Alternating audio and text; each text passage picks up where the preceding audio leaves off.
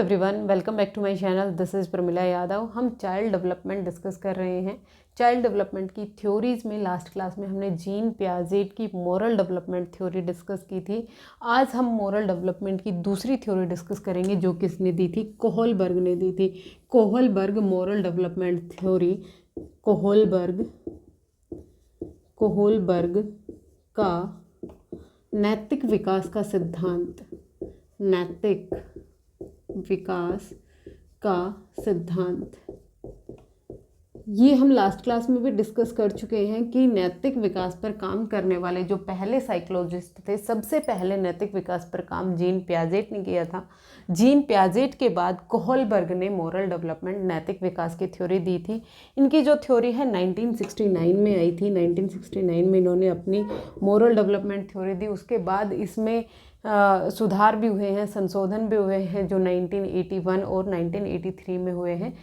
सन से ईयर से क्वेश्चन नहीं पूछे जाते हैं, ये इतना इम्पोर्टेंट नहीं है। पहला क्वेश्चन तो वही पूछा जा सकता है कि मोरल डेवलपमेंट थ्योरी है वो किसने दी थी। एक तो जीन पियाजेट ने दी थी, एक कोहलबर्ग ने दी थी और एक हैविंगहर्स्ट ने दी थी। ये तीन साइकोलॉजिस्ट थे जिन्होंने नैतिक विकास पर काम किया था। सबसे पहले नैतिक विकास पर काम करने वाले जो साइकोलॉजिस्ट थे वो जीन पियाजेट थे। उसके बाद जीन पियाजेट के काम को आगे किसने बढ़ाया? कोहलबर्ग ने बढ़ाया। कोहलबर्ग ने अपनी जो थ्योरी है उसमें 3 लेवल्स की बात की है, जिसको हम प्री कन्वेंशनल, कन्वेंशनल और पोस्ट कन्वेंशनल। प्री कन्वेंशनल को हम कहते हैं पूर्व परंपरागत स्टेज। कन्वेंशनल को हम कहते हैं परंपरागत स्टेज, अवस्था।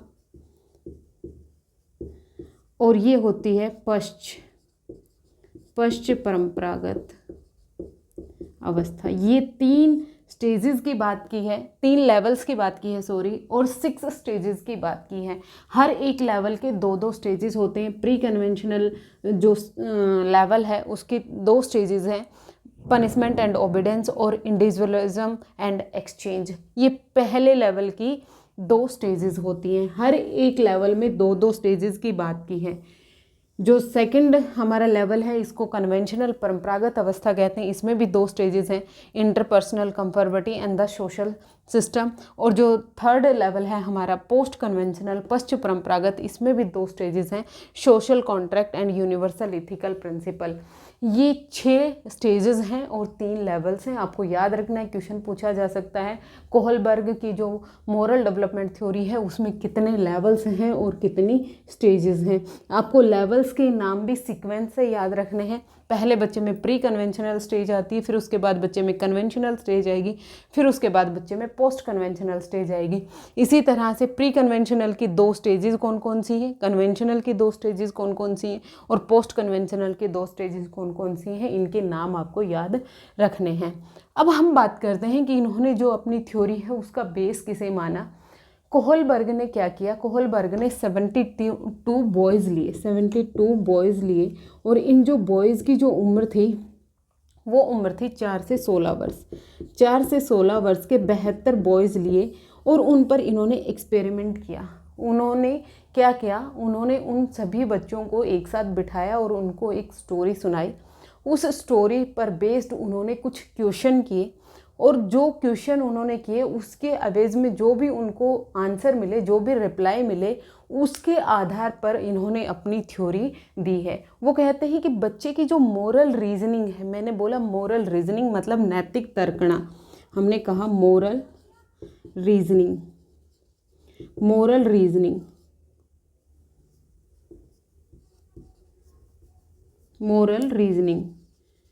मोरल रीजनिंग जिसको हम कहते हैं नैतिक तर्कणा। ये जो नैतिक तर्कणा होती है उसके बेस पर बच्चों ने जो भी आंसर दिए उन्होंने देखा कि हर एक एज के बच्चे की, अलग अलग एज के बच्चे की जो ये मोरल रीजनिंग थी वो अलग अलग थी। अब मोरल रीजनिंग क्या होती है ये समझते हैं। और एक वर्ड आपको और सुनने को मिलेगा जिसको हम कहते हैं मोरल डायलेमा, जिसको हम कहते हैं नैतिक दुविधा। नैतिक दुविधा और नैतिक तर्कणा और नैतिकता। ये 3 टर्म्स हैं, ये सबसे पहले आपको क्लियर करनी है।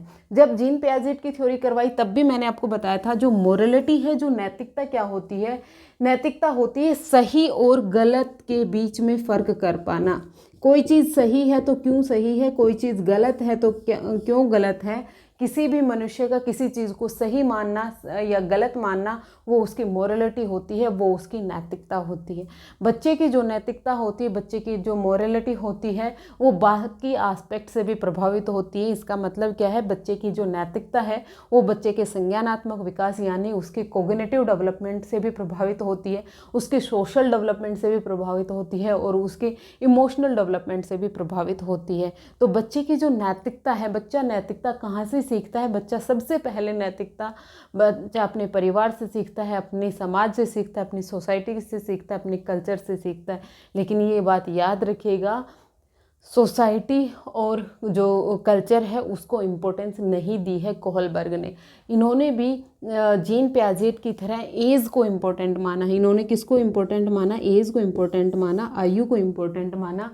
ये कहते हैं कि जैसे जैसे बच्चे की उम्र बढ़ती है वैसे वैसे बच्चे में मोरलिटी का डेवलपमेंट होता है। इन्होंने सोसाइटी और कल्चर के इन्फ्लुएंस को कम इम्पोर्टेंस दी है, इसीलिए इनका क्रिटिसिज्म भी हुआ है। तो बच्चे की जो नैतिकता है वो एज से रिलेटेड मानते हैं कोहलबर्ग, ये याद रखिएगा। दूसरी बात ये कहते हैं कि बच्चे की जो नैतिकता है, बच्चे की जो मोरलिटी है वो यूनिवर्सल होती है, वो सार्वभौमिक होती है। मतलब दुनिया के आप किसी भी कोने में चले जाए, बच्चे की जो मोरलिटी है वो इन 3 लेवल्स में और 6 स्टेजेस में ही डेवलप होती है। पहले बच्चे में प्री कन्वेंशनल स्टेज आएगी, फिर उसके बाद कन्वेंशनल लेवल आएगा, फिर उसके बाद पोस्ट कन्वेंशनल लेवल बच्चे में आता है, चाहे वो दुनिया का किसी भी कोने का बच्चा हो। लेकिन ये भी क्रिटिसिज्म हुआ इनका, क्योंकि जो बच्चे की मोरलिटी है वो सोसाइटी पर डिपेंडेंट होती है। हर एक सोसाइटी की अपनी मोरल वैल्यूज़ अलग अलग होती हैं, अपने कस्टम्स अलग अलग होते हैं, रीति रिवाज अलग अलग होते हैं, उनके नियम कानून कायदे अलग अलग होते हैं। बच्चे की मोरलिटी है वो सोसाइटी से इन्फ्लुएंस्ड होती है, लेकिन इस बात को कोहलबर्ग नहीं मानते हैं। देखिए, जब भी आप साइकोलॉजी पढ़ रहे होते हैं तो हर एक साइकोलॉजिस्ट ने अपने अपने पॉइंट ऑफ व्यू रखे हैं, अपनी अपनी थ्योरीज़ में। कुछ लोग सोसाइटी को ज़्यादा इंपॉर्टेंस देंगे, कुछ लोग मैच्योरिटी को ज़्यादा इंपॉर्टेंस देंगे। कोई भी पूरी तरह से सही नहीं है, कोई भी पूरी तरह से गलत नहीं है, क्योंकि हर एक बच्चे में इंडिविजुअल डिफरेंसेस पाए जाते हैं। बच्चे की जो हेरिडिटी है, बच्चे की जो आनुवंशिकता और जो वातावरण है, उसका कंबाइंड जो रोल होता है, तब बच्चे का डेवलपमेंट होता है। कहीं किसी क्षेत्र में बच्चे की जो हेरिडिटी है वो डोमिनेट करती है इन्वायरमेंट को, और किसी क्षेत्र में एनवायरमेंट है वो डोमिनेट करता है हेरिडिटी को। किसी साइकोलॉजिस्ट ने इन्वायरमेंट को ज़्यादा इन्फ्लुएंस्ड मान लिया और किसी ने हेरिडिटी को ज़्यादा इन्फ्लुएंस्ड मान लिया। तो कुछ भी गलत और सही नहीं होता है, कन्फ्यूज़ मत होइएगा। आपको क्या करना है, थ्योरी के पर्सपेक्टिव में समझना है कि इस साइकोलॉजिस्ट ने इस थ्योरी में किन किन चीज़ों को इम्पोर्टेंस दी है। आपके एग्जाम में इसी तरह से क्वेश्चन पूछे जाते हैं, तो आपको ध्यान रखना है। इसमें इन्होंने एज को इम्पोर्टेंस दी है, आयु को इम्पोर्टेंस दी है कि बच्चे की जैसे जैसे उम्र बढ़ेगी, जैसे कन्वेंशनल प्री कन्वेंशनल से जब बच्चा कन्वेंशनल में आएगा, फिर पोस्ट कन्वेंशनल में आएगा, बच्चे की जो मोरलिटी है वो बढ़ती है, नैतिकता बढ़ती है। बच्चे की जो मोरलिटी है वो एक्सटर्नल से इंटरनल की तरफ जाती है, याद रखिएगा, एक्सटर्नल टू इंटरनल। इसका मतलब क्या है, बाह्य से आंतरिक रूप में जाती है, बाह्य से आंतरिक। जब बच्चा प्री कन्वेंशनल स्टेज में होता है तो बच्चे की जो मोरलिटी होती है वो बाह्य रूप से कंट्रोल्ड होती है, बाह्य रूप से कोई संचालित करता है, बच्चे की अपनी मोरलिटी नहीं होती है। लेकिन जब बच्चा पोस्ट कन्वेंशनल स्टेज में आ जाता है तो बच्चे की जो मोरलिटी है वो इंटरनलाइज हो जाती है, बच्चे की खुद की मोरलिटी होती है, बच्चे की खुद की मोरल रीजनिंग, मोरल तर्कना बच्चे में आ जाती है, बच्चे की खुद की मोरलिटी होती। तो जो मोरलिटी है वो एक्सटर्नल से इंटरनल जाएगी। जब बच्चा जन्म लेता है तो वो ना तो मोरल होता है और ना ही इमोरल होता है। वो कैसे उसमें मोरलिटी आती है, जब वो अपने समाज सोसाइटी के साथ इंटरेक्ट करेगा। जैसे जैसे बच्चे की आयु बढ़ेगी, जैसे जैसे बच्चे में मैच्योरिटी आएगी, वैसे वैसे बच्चे की मोरलिटी है, बच्चे की नैतिकता है वो बढ़ जाती है। तो नैतिकता क्या हुआ, सही और गलत में डिफरेंस कर पाना ही नैतिकता होती है, और वो उस समाज के नियम कानून कायदों पर बेस्ड होती है। फिर उसके बाद मैं बात करूँ नैतिक दुविधा, मोरल डिलेमा। मोरल डिलेमा क्या होती है? जब हमारे सामने कोई ऐसी सिचुएशन आती है जिसमें हम कंफ्यूज्ड होते हैं, जो कन्फ्यूजन की स्टेज होती है कि क्या सही होगा और क्या गलत होगा, वही मोरल डिलेमा होती है। मोरल डिलेमा के जो एग्जाम्पल हैं वो एवरीडे लाइफ में हमारे सामने बहुत आते हैं। जब हम एक ऐसी सिचुएशन में होते हैं, हम ये सोच रहे होते हैं, कन्फ्यूज़न की स्टेज में होते हैं कि क्या सही होगा क्या गलत होगा, वही मोरल डिलेमा होता है, वही मोरल दुविधा होती है। जैसे एक ही डेट को अगर आपके 2 एग्ज़ाम आ जाते हैं तो आपके पास मोरल डिलेमा है कि आप कौन सा एग्ज़ाम है वो देने जाएंगे और कौन सा एग्ज़ाम है वो आप छोड़ देंगे। तो ये क्या हुई? ये मोरल डिलेमा होती है। जब असमंजस की स्थिति होती है, कन्फ्यूजन की स्टेज होती है, हम सही और गलत में निर्णय नहीं कर पा रहे होते हैं, वही मोरल डिलेमा होती है, वही मोरल नैतिक दुविधा होती है। फिर उसके बाद आती है मोरल रीजनिंग। मोरल रीजनिंग का मतलब क्या हो गया? नैतिक तर्कना।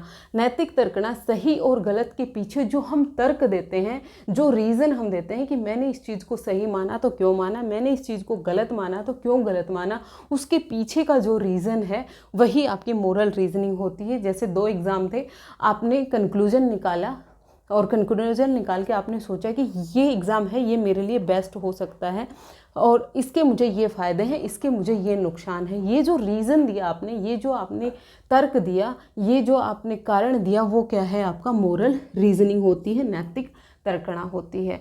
हर एक उम्र के, हर एक स्टेज के, हर एक लेवल के बच्चे की जो नैतिक रीजनिंग है, जो मोरल रीजनिंग है, ये अलग अलग तरह की होती है। बच्चे में जब प्री कन्वेंशनल स्टेज में होएगा तो बच्चे की जो नैतिक तर्कणा है वो रिवॉर्ड और पनिशमेंट पर बेस्ड होती है। बच्चे को अगर कुछ पुरस्कार मिल गया तो वो चीज़ उसके लिए अच्छी है और अगर उसे दंड मिला तो वो चीज़ उसके लिए बुरी है। जब वो कन्वेंशनल स्टेज में आता है तो जो परंपरागत तौर से जो चीज़ें चली आ रही हैं वो उन्हीं को फॉलो करता है। उनको फॉलो कर रहा है तो वो चीज़ उसके लिए सही है, अगर वो उनको फॉलो नहीं कर रहा है तो वो चीज़ उसके लिए गलत है। जब बच्चा पोस्ट कन्वेंशनल स्टेज में आएगा उसे पता चलेगा जो रूल्स हैं वो फिक्स नहीं होते, रूल्स को चेंज कर सकते हैं हम हमारे हिसाब से। अगर कोई रूल गलत बने हुए हैं तो उनमें चेंज पॉसिबल है। यहाँ पर बच्चे की मोरलिटी खुद की आ जाती है, वो सीखी सिखाई बातों पर अब ज़्यादा डिपेंडेंट नहीं होता। तो जो मोरलिटी है वो चेंज होती रहती है उम्र के साथ साथ, ये आपको याद रखना है। होपफुली ये बेसिक जो टर्म है ये आपको क्लियर हो गई होंगी। मोरल रीजनिंग क्या होती है, मोरल डिलेमा क्या होता है और मोरलिटी क्या होती है। मोरलिटी होती है सही और गलत में डिसीजन कर पाने की जो क्षमता है वो आपकी मोरलिटी है। मोरल डिलेमा जब आप दुविधा में होते हैं, असमंजस में होते हैं, आप सही और गलत के बीच में निर्णय नहीं कर पा रहे हैं, वो जो स्टेज होती है वो मोरल डिलेमा होती है।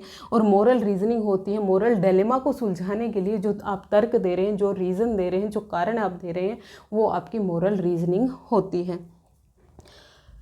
आपसे यहाँ से क्वेश्चन पूछा जा सकता है कि जो कोहलबर्ग हैं, अगर इजी क्वेश्चन पूछा जा सकता है तो उनके जो सैंपल थे वो कौन थे? वो 72 बॉयज़ थे। इसीलिए इन्हीं की एक स्टूडेंट थी गिलिगन जिन्होंने इनका क्रिटिसिज्म भी किया था, क्योंकि वो कहते हैं कि बच्चे की जो मोरल रीजनिंग है, एक लड़का और लड़की है, उन दोनों की मोरल रीजनिंग अलग अलग होती है। जो गर्ल्स होती हैं वो बहुत ज़्यादा केयरिंग होती हैं, उनकी जो मोरल रीजनिंग है वो अलग तरह की होती है। बॉयज़ की मोरल रीजनिंग अलग तरह की होती है। लेकिन कोहलबर्ग ने अपनी थ्योरी में सिर्फ और सिर्फ बॉयज़ को लिया, इसलिए इनकी जो थ्योरी है वो पूरी तरह सही नहीं है।